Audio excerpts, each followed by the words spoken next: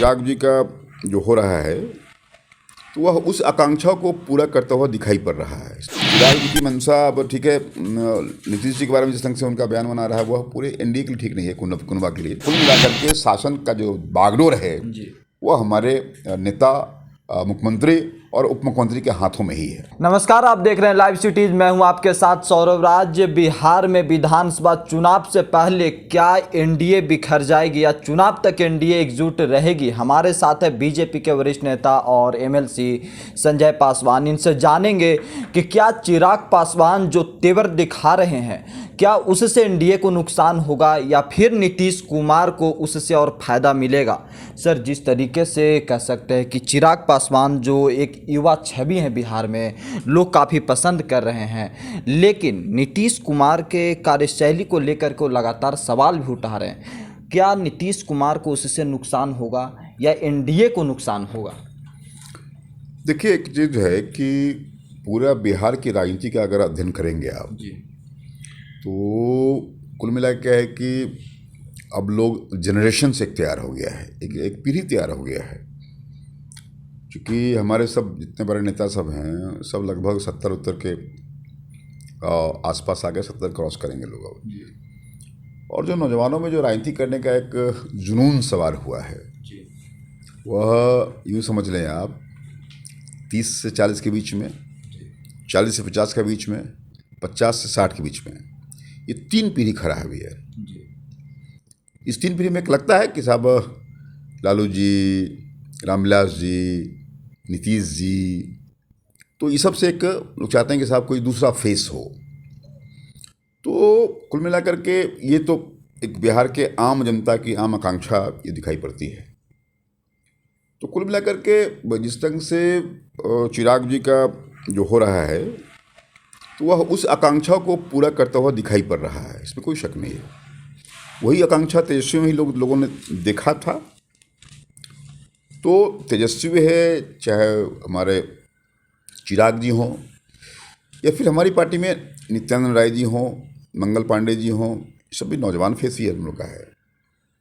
तो इस तरह से ये स्थिति लोग देख रहा है कि एक बदलाव, मतलब कि एनडीए के प्रति पूरा विश्वास, आस्था है जी। लेकिन लोग चाहते हैं कि साहब एक नया चेहरा फेस चाहते हैं जिसको हम लोग को समझना होगा। इसीलिए चिराग उन्हीं चीज़ों को, चाहे चिराग हो या हमारे बीजेपी की ओर से जो नित्यानंद राय जी का जो आप देख रहे हैं, मंगल पांडे जी का जो एक चेहरा सामने आ रहा है, निश्चित तौर से एक अकुलाहट है। लोगों को लगता है कि साहब एक चेहरा चेंज है। एनडीए गठबंधन भले सत्ता में आ जाए लेकिन चेहरा जो है उसका ये हो, ये इसलिए उस चेहरे को चिराग अपने आप से जोड़ रहे हैं जी। उस चेहरे को देख करके चिराग की अगली योजना क्या है ये मैं नहीं जानता हूँ, लेकिन चिराग को लगता है कि साहब किसी चेंज ओवर की स्थिति में वो चिराग वो रिप्लेस कर सकते हैं क्या, ये उनके मन में, उनके लोगों को लग रहा है या उनके पार्टी को लग रहा होगा। जो मैं समझता हूँ कि कुल मिलाकर के पूरे एनडीए के लिए ठीक नहीं है, एनडीए के लिए ठीक नहीं है। तब चिराग जी की मंशा, अब ठीक है, नीतीश जी के बारे में जिस ढंग से उनका बयान बना रहा है वह पूरे एनडीए के लिए ठीक नहीं है, कुनबा के लिए। और मुझे लगता है कि चुनाव से पहले एनडीए के सब लोग साथ बैठेंगे और चिराग जी की जो आकांक्षाएँ या अपेक्षाएँ हैं उस पर जो हमारे बीजेपी के लोग, जदयू के लोग हैं, खरा उतरेंगे। और चिराग जी का अगर कोई नाराज़गी अगर है तो उसको भी, उस नाराज़गी को भी साधने का प्रयास लोग करेंगे। कहा जा रहा है कि बिहार में सरकार नीतीश कुमार नहीं चला रहे, ब्यूरोक्रेट्स चला रहे हैं। ये चिराग पासवान का कमेंट है सर।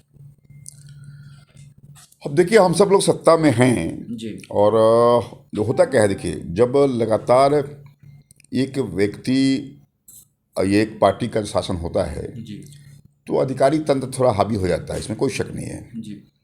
लेकिन यह भी आप हमको समझना चाहिए कि अधिकारियों के भरोसे एग्जीक्यूशन होता है, क्रियान्वयन कहें या कार्यपालिका का उसके जिम्मे होता है, ऐसा दिखाई पड़ता है। लेकिन पॉलिसी के मामले में सीएम साहब कॉम्पिटेंट इनफ हैं। सीएम और डिप्टी सीएम हमारे जो हैं, जो पॉलिसी जो होता है कि नीति निर्धारण होता है, उस मामले में नीतीश जी और सुशील मोदी जी का जवाब नहीं है। इसलिए उस नीति के अनुसार ही अधिकारी भी काम करता है। इससे हम ये नहीं कह सकते कि अधिकारी हावी है।